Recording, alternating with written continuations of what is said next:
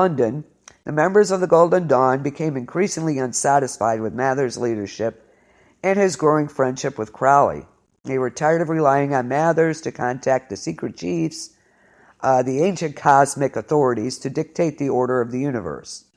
The members were anxious to contact these beings, to form their own temples, and to rid themselves of Mather's autocratic rule. Crowley dropped the lengthy ritual and traveled to Paris in order to assist his friend and mentor, interrupting his magical ceremony, which would later prove to be a grave mistake.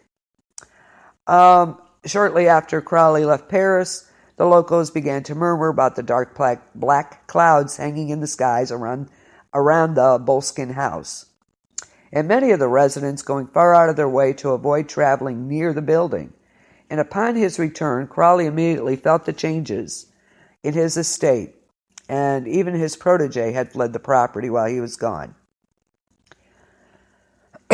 Excuse me. Crowley spent a little more time at the house, instead leaving shortly for New York and then Egypt, where he would again attempt to contact his holy guardian angel, this time claiming success.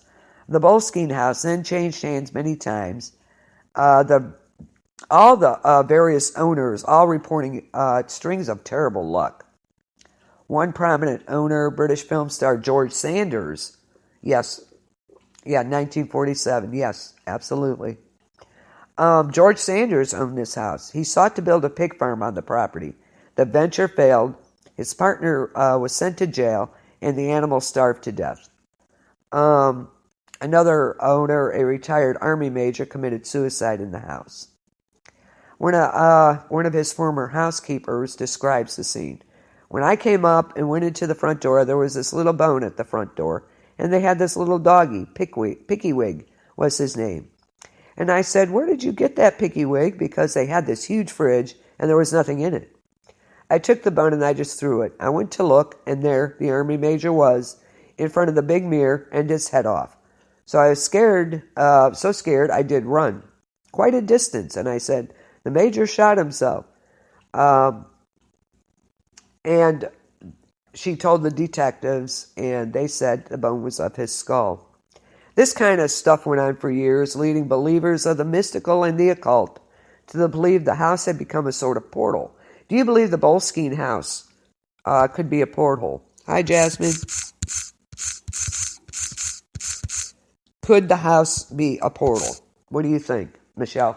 You know the Crowley history.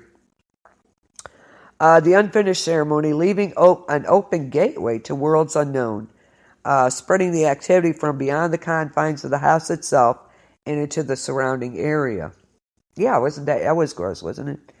It was around this time in 1933 that Loch Ness Monster began to rear its long reptilian head. Frederick William Holliday, one of the most well-publicized Loch Ness Monster investigators, having published 2 books dedicated to the search for the creature, made an assessment in the 70s that the creature leading him to rethink his stance on its origin.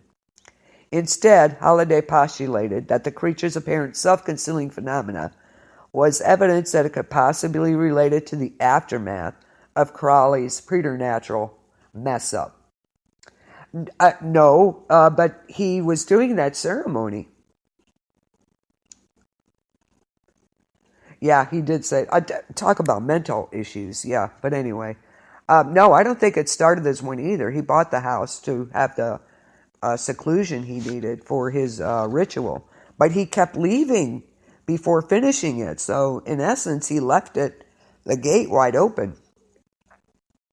But even Frederick William Holliday, he's one of the most self-publicized Loch Ness Monster investigators, believes it could possibly be related to the aftermath of Crowley's preternatural, and he uses the F word, a major screw-up.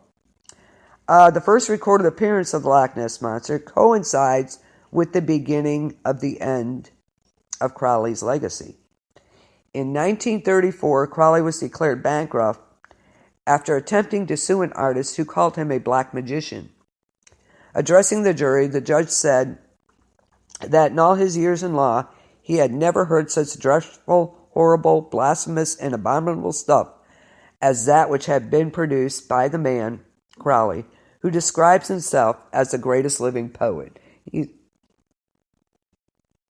It's possible, but they said the major did kill himself, so it's in the...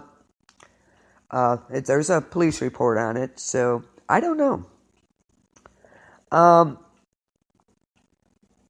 In the decade that followed, Crowley became addicted to heroin. Oh, there's a surprise.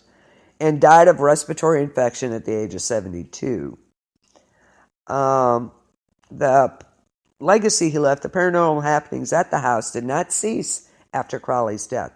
In fact, word of the Boleskines' house notoriety began to spread like wildfire. One of Crowley's most famous admirers, Led Zeppelin guitarist and occult enthusiast Jimmy Page, purchased the house in the early 70s, knowing the importance the property had played in the formative years of the magician's career. In 1975, he gave an interview to Rolling Stone magazine where he described some of the bad vibes he got from the building, and I quote, "There were 2 or 3 owners before Crowley moved into it. It was also a church that was burned to the ground with a congregation in it." Hi, Jenny. So, I think it started before Crowley got there. Apparently. It could have. This is from Jimmy Page himself. There was a church that was there that was burnt to the ground with a congregation in it. And that's the site of the house. Strange things have happened in that house that had nothing to do with Crowley. The bad vibes were already there. A man was beheaded there, and sometimes you can hear his head rolling down. A friend of mine who is extremely straight and doesn't know anything about anything like that at all heard it. He thought it was the cats bungling about. I wasn't there at the time, but he told the help, "Why don't you let the cats out at night? They make a terrible racket rolling about in the halls." And they said, "The cats are locked in a room every night." Then they told him the story of the house. So that sort of strange thing was there before Crowley got there. But of course, after he did, there have been suicides, people carted off to mental hospitals. So I think the bad energy, yeah, which is really weird, ain't it? I think Crowley just intensified what was already there. I really do. When the interviewer went on to clarify that Page himself had never contact with the spirits, Page cut in with, "I didn't say that. I just said I didn't hear the heads roll."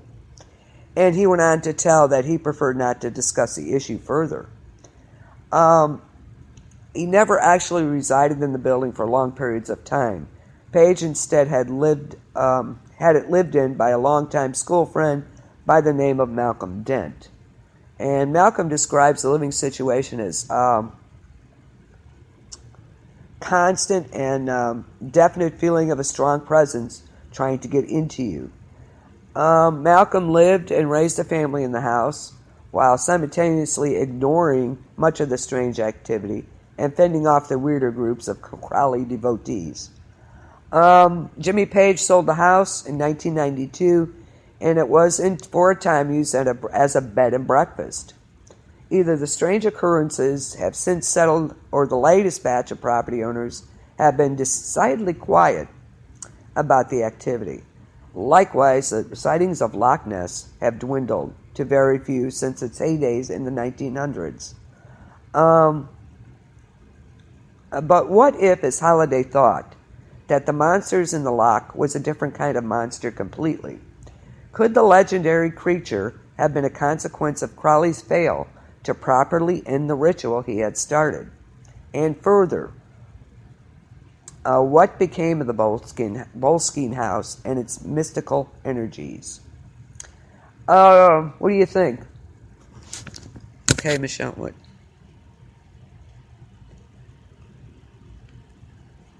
And ironically, the big backward record playing here. Yeah, very true. There was a lot of that going on. Yeah. Very true, Michelle. Very true. Yes. Um, Perhaps Crowley did invoke something not quite understood by many. Perhaps what he invoked was a sense of hysteria that had very real effects on the reality of those that fell into its grasp. Living with and around the so-called wickedest man in the world is bound to start a few sweeping rumors, like the scary old man who lived in the dilapidated house at the edge of town. Crowley and his experiences are the kinds of stories that leave ripples through time, affecting a place and the people who visit it in ways that may only be in the head, but have a tangible way of manifesting themselves in reality. Sure, the Loch Ness Monster could have existed. It may still. It could have even been a projection of some dark magic we can't possibly comprehend. You know he didn't. Uncle Fester was better looking. I think, Michelle, I think Uncle Fester looked better than that. Maybe they took Uncle Fester's look from him, though. Who knows? That's a real possibility there. Anyway, whatever the case, I'm fairly certain anyway, of the reason many more know of the monster than of the bizarre happenings in the Boleskine house. It's far easier to commercialize a skittish water creature than it is to commercialize the odd misdoing of a bisexual, recreational, drug-using libertine. So, what do you think? What do you think of Aleister Crowley? What do you think of... I just thought of that too, Michelle. I wonder. Possibly, could be. The old house, and all this stuff going on in it. But he was a definite... would you categorize him as a black magic practitioner? And what do you think of Nostradamus? Yeah. Say that five, yeah. Anyway, what do you think? What do you think of Nostradamus? We're going to get into, not tonight because it's just magic, but I think next week we're going to get into people like Nostradamus, seers, crystal balls, Ouija boards, that type of thing. See what you think of those. But real quick, I want to get your take on Nostradamus. Yes, he did. He studied black magic.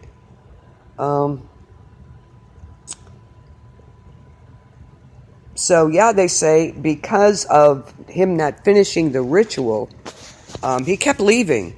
That he left a gateway open or portal, and that's how Nessie got in. So what do you think? Do you believe in black magic? Do you believe in magic? Of course, we have our modern magicians. But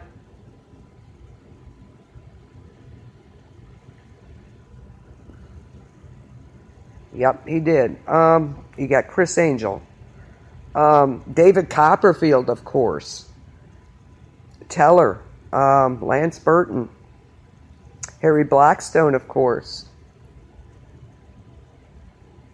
Exactly. Very true, Michelle. Very true. Harry Houdini, of course. What do you think of these guys? You have Penn and Teller. You have Harry Houdini.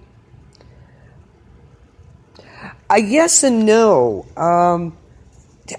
I'm not sure. He's scary, I mean. You know what I'm saying? Some of the stuff that he predicted was pretty scary. I don't know. We'll get into him next week. More so. I just wanted to see what you guys thought of him. Yeah, he was. He was. Yes. But do you think any of these modern magicians are magicians? David Copperfield, what a man of illusion. Let me tell you what. And they perform the type of art that, like the circus, it brings us back to our childhoods. We know that magic tricks are just a slip of the hand, or as they say, smoke and mirrors. Ironically, the show Smoke and Mirrors brought the art form into mainstream.